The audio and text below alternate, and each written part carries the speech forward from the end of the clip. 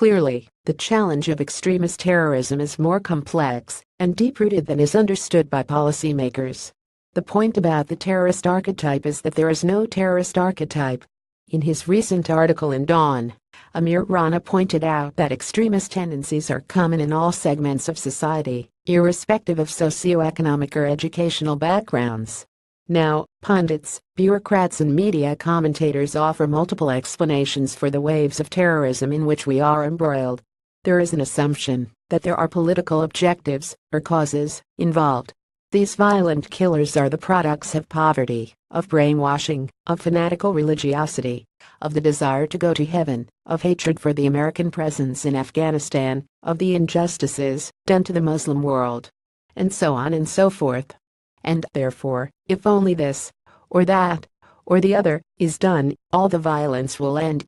For those grasping at such conceptual straws, it is necessary to suggest that, even if everything were to be happily resolved, from Palestine to Kashmir, and all grievances, real or imagined, removed so that utopias of prosperity are ushered in, these butchers would still find reason to continue plying their gruesome trade.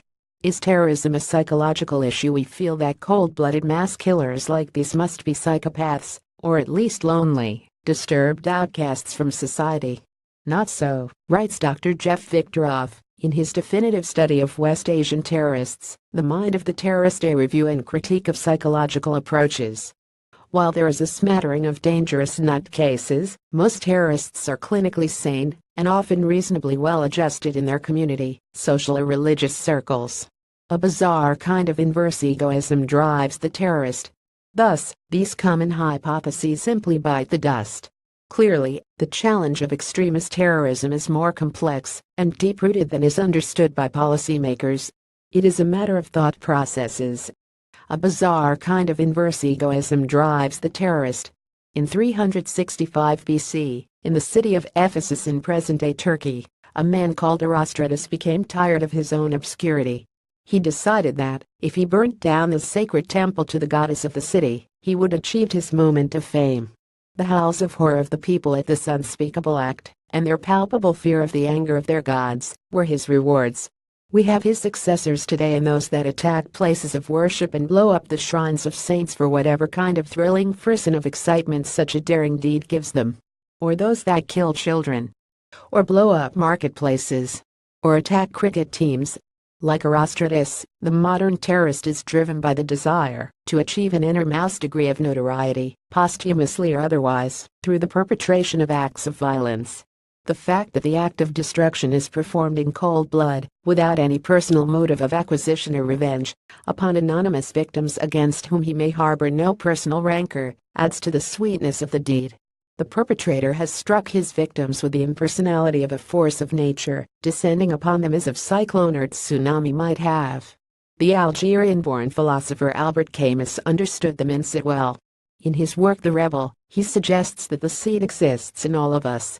As I've written elsewhere, Camus characterizes such rebels as nihilists, ideational twins of Herzen, Pisarev and the Russian nihilists of the 19th century, whose literary archetype was the character of the young Yevgeny Bazarov in Ivan Turgenev's extraordinary novel Fathers and Sons.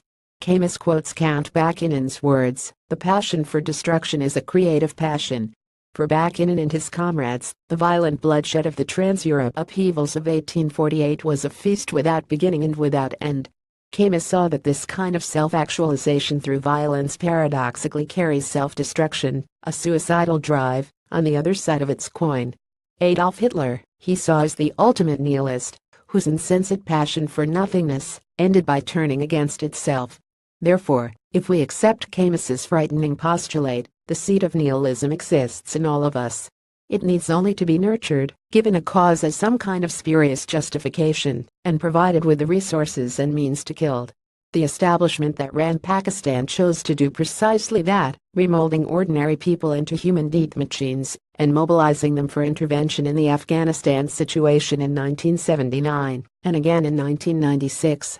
Finally, let us understand that it is not enough to fight set-piece battles in the mountains. The zombies in our cities and villages must be disarmed, and deprogrammed and their destroyed humanity restored. Or else they must be eliminated. Regrettably, this may prove to be an unendingly prolonged process. By arrangement with Dawn.